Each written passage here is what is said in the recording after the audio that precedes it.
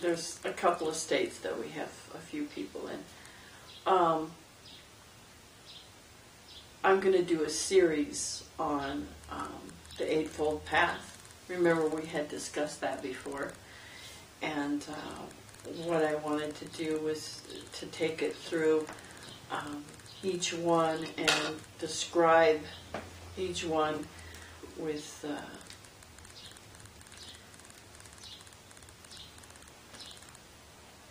according to more of a conscious point of view and maybe psychological point of view, where it's practical and applicable.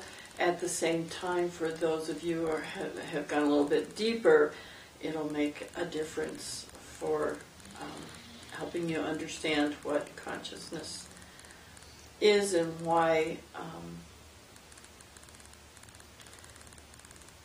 we need quietness. And so the first thing that I start with is the view, and it's called right view. It's not a rule.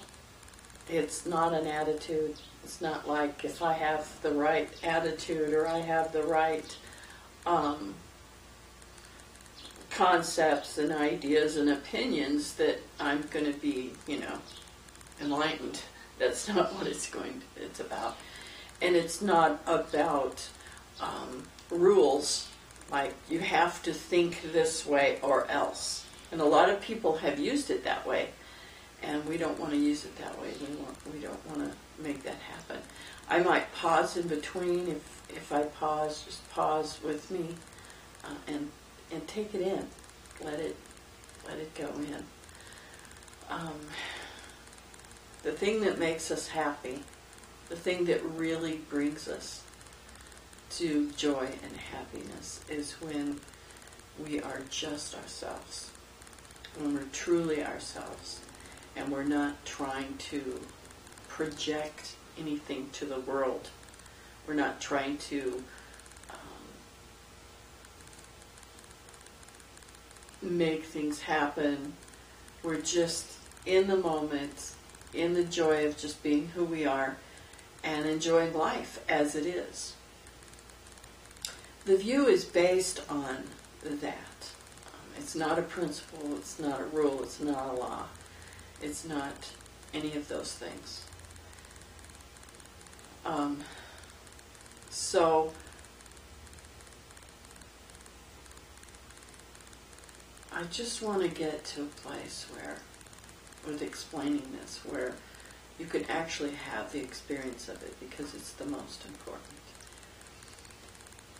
Buddha taught all of the Buddhist practitioners, those that followed him, his disciples, that in order to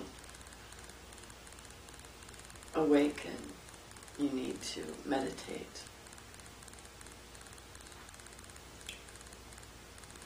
And be conscious.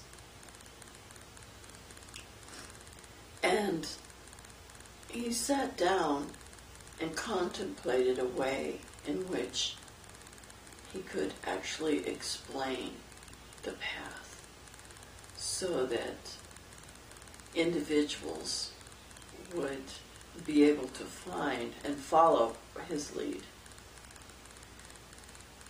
So the view is this very moment. It's who you are in this moment, as you are, without the mind taking you off and projecting something else.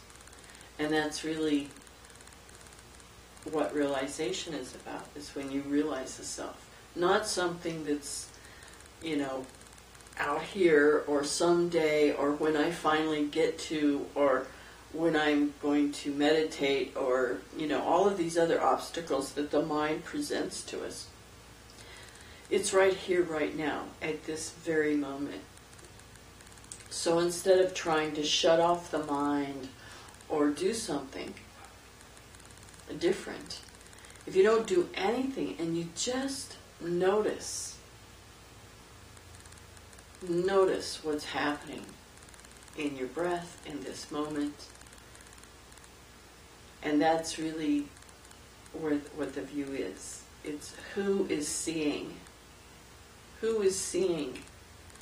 Who is it that's seeing? And it's very important, because that's really goes full circle with all of the Eightfold Path, with all of the rest of it. Because the view is not something else, it's not a concept, it's something that's already here. And that's really what realization is. Now some people will say, well, if it's already here, then I don't have to do anything. There's some truth to that, but there's also a misunderstanding of what that is, because it's not your thoughts, it's not what you think, it's not your body. Your body is part of it, but it's not it. It's like looking at a camera. The camera is taking a picture. It sees what's out there. It sees everything else. But if you look at the camera and take it apart, you see that it's many different pieces. And so what's actually seeing? What is it that's actually seeing? And the mind wants to go in and kind of, but when you pose that question, the mind really can't, it can kind of try to figure it out, but it can't. It can't figure that out, because it's already here. It's not something you can figure out. It's so complete and absolute. There isn't anything else but that. And when we see from that place, when we live, when we act, behave, contemplate, even use our mind from that place, that's where that freedom is. When you know this, when you really know it, when you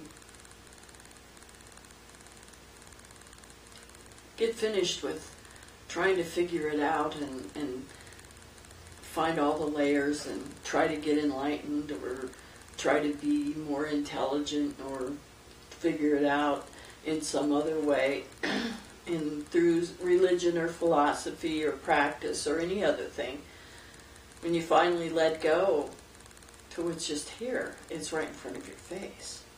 Because you are conscious. You cannot not be conscious. You can lose the body and there's still consciousness. So, what is that? And that's the discovery. That's what this is. So, right here,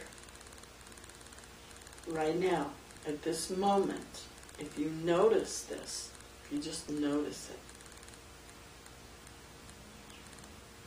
take a moment just to notice.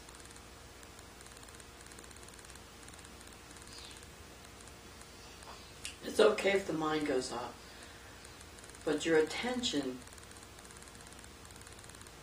is noticing the space, the depth. You can't describe it, because there's no me and I am.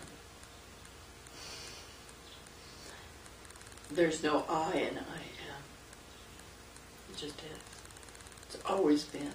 It's always been there. And so all of the attachments, the habit of projecting, the more that you loosen the habit of projecting, then you get to see the space, the openness, the expansion within. Usually when a person first starts to get a flavor of this, just a little pinpoint, and it's like, oh, it's there. There's this quietness there. And then you go deeper, and then there's the stillness. You can even hear what they call the nad, and you notice the movement of energy. So the view is that one-pointedness, and like Jesus said, if your eye is single, your whole body will be full of light. So, and the seeing and the light are the same thing. The noticing, the perception, and the experience of that. It's right there. It always has been. You wouldn't be alive without it. And that's what the view is. So everything comes out of that. And as we progress along into the next right action or right thought, I don't know which one we're going to do next, but as we progress along, it'll all come full circle, because none of it can be discovered without the view, the seeing, the seer, the experience.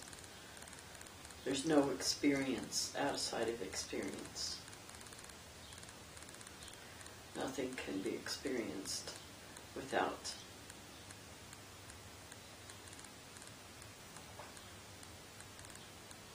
So when you're noticing, you don't even have to meditate. I mean, the reason we meditate is to give us an opportunity to let everything rest, let all of the projection of the day, of life as it's going on, just kind of settle and be quiet. And then it gives us a moment to sit with what is, with the self. You can call it yourself, but there's no separation there. And when things, like they say, when things fall away, it's not that your life changes, because it continues to be as it is. But there's this separation that stops. You no longer feel separate, you feel expanded. You feel joy, you notice everything. You feel everything. But you don't have to think about it. It's just there. You don't have to